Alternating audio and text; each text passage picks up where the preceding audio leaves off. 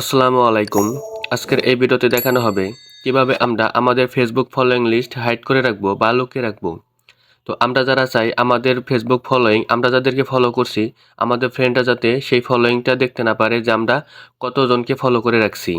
তো ভিডিওটি শুরু করার আগে অবশ্যই আমাদের এই চ্যানেলটি লাইক করবেন এবং সাবস্ক্রাইব করবেন। তো ভিডিওটি শুরু করা যাক। তো ভিডিওটি শুরু করার জন্য প্রথমে আমি আমার ফেসবুকে আসলাম। তো ফেসবুকে আসার পর তারপর এখান থেকে যে উপরে দেখেন দেওয়া আছে থ্রি আইকন, তো আমরা এখান থেকে থ্রি আইকনের উপর ক্লিক করব। তারপর এখান থেকে একটু নিচে আসব, এই যে সেটিংস আছে, তো আমরা এখান থেকে সেটিংস অপশনে ক্লিক করব। তারপর এখান থেকে একটু নিচে আসব। তো একটু নিচে আসার পর এই যে দেখেন এখানে লেখা আছে ফলোয়ার্স অ্যান্ড পাবলিক কন্টেন্ট। তো আমরা এখান থেকে ফলোয়ার্স অ্যান্ড পাবলিক কন্টেন্টের উপর ক্লিক করব। তারপর এখান থেকে আমরা হু ক্যান ফলো মি, তো এখান থেকে আমাকে যে কেউ ফলো করতে পারবে, তো এটি সেভ দিয়ে রাখছি।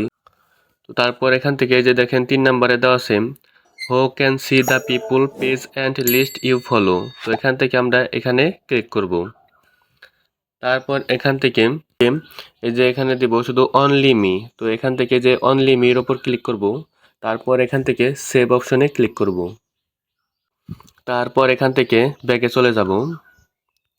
তো তারপরে ব্যাকে আসার পর আমরা আমাদের প্রোফাইল আইকনে যাব। তারপর এখান থেকে এই যে থ্রি ডটের ওপর ক্লিক করব। তারপর এখান থেকে ভিউ অ্যাজ এটার উপর ক্লিক করব। তো এই যে দেখেন আমাদের ফেসবুক ফলোয়িং শূন্য দেখাইতেছে। তো আমি যাদেরকে ফলো করছিলাম তো তাদেরকে এখানে দেখাইতেছে না। তো এভাবে আপনারা আপনাদের ফলোয়িং লিস্ট হাইড করে রাখতে পারবেন বা লুকিয়ে রাখতে পারবেন। তো আজকের ভিডিওটি এই পর্যন্তই। তো ভিডিওটি যদি ভালো লাগে তাহলে অবশ্যই আমাদের এই চ্যানেলটি লাইক করবেন, কমেন্ট করবেন এবং সাবস্ক্রাইব করবেন। ধন্যবাদ।